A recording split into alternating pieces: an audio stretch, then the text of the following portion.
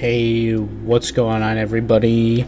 It's your boy Rox. He's back, and he's back to look at chapter 1067. Alrighty, starting off with the chapter today, it goes by the name of Punk Records, so we're going to be finding out a lot of information from our boy Vegapunk. So starting off with the cover story, we open with Judge and Caesar, and they seem to dislike each other, so my guess is that Mads was more so of a, it didn't actually fail because of the world government, it failed because of, them kind of all being evil, and of course when you're evil, you don't like to work for other people.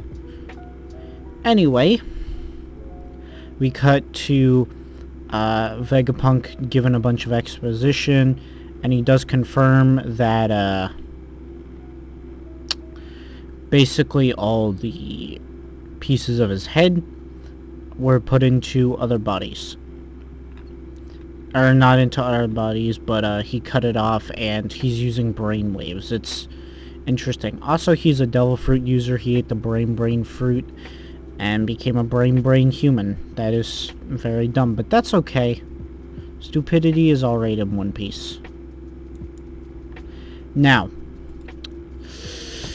I don't know about you guys, but I really like the dynamic between Luffy and Vegapunk.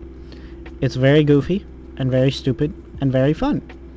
So I am really happy that it's in here, and I look forward to seeing more of it.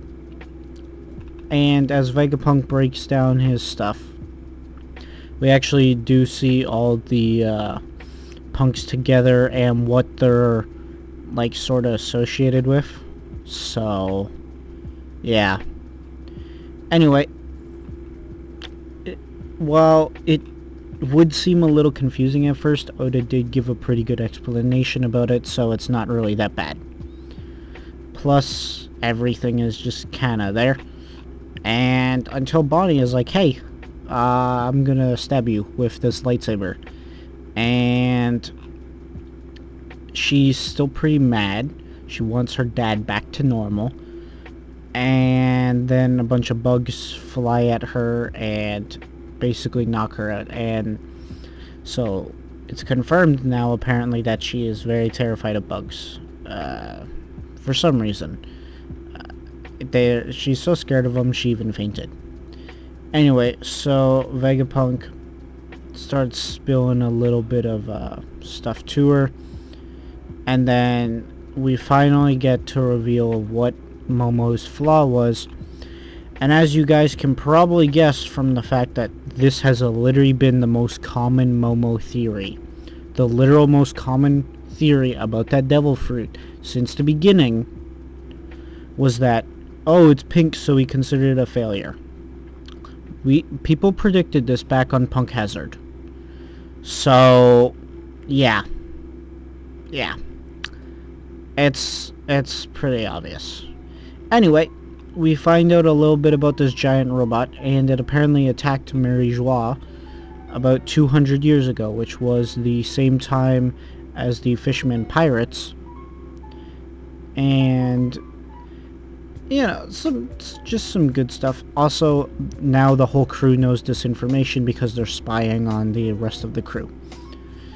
So, basically everything keeps moving at a slow pace until Vegapunk is like, hey, can you please take me from Egghead Island? And then Cypher Pole is on their way. So the arc is like finally going to step into the action territory that isn't reliant on Law somehow being able to 1v1 Blackbeard and his entire crew.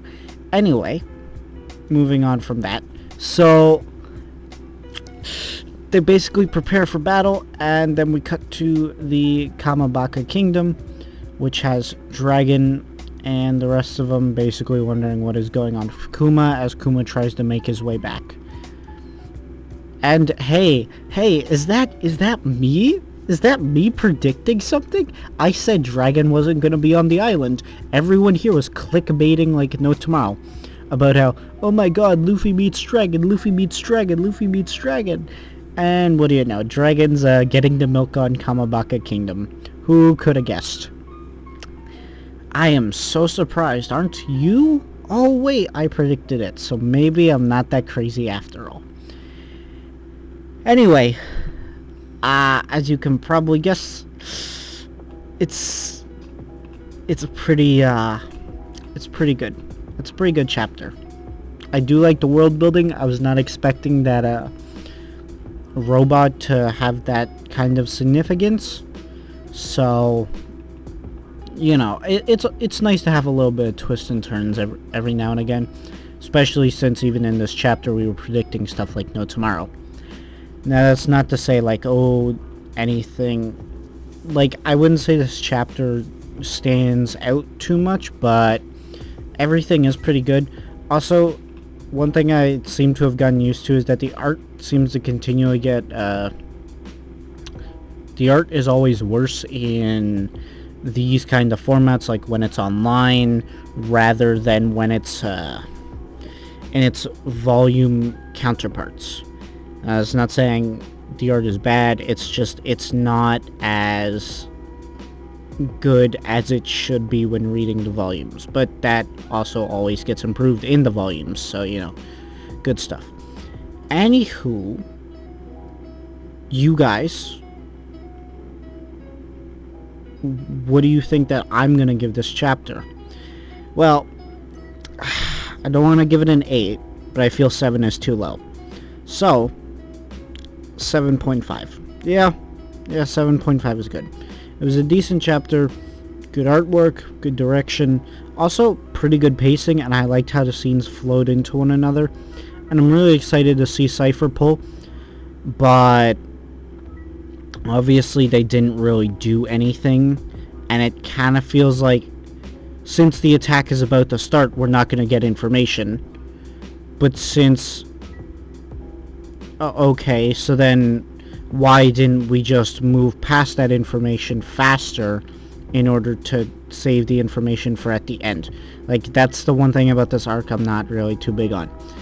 The action and the information that's given are not balanced incredibly well as I think other arcs from Oda. So I do think just overall this arc is a bit lower on the pecking order. But it's still good, evident by the fact it has a 7 out of 10. So without further ado, I'll catch you guys on the flip side, and I'll see you later. Goodbye.